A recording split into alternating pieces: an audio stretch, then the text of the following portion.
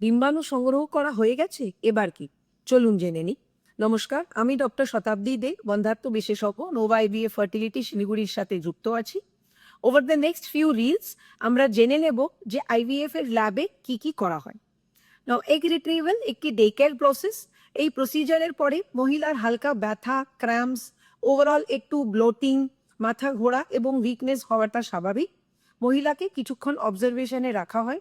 Meanwhile embryology ল্যাবে এই সংগ্রহ করে নেওয়া ডিমগুলোকে ভালো করে স্ক্রিন করে নেওয়া হয়, পরিষ্কার করে নেওয়া হয়, অ্যান্ড খুব কেয়ারফুলি একে একটি স্পার্ম দিয়ে ডিমগুলোকে ফার্টিলাইজ করা হয় আইভিএফ অর ইক্সির মাধ্যমে।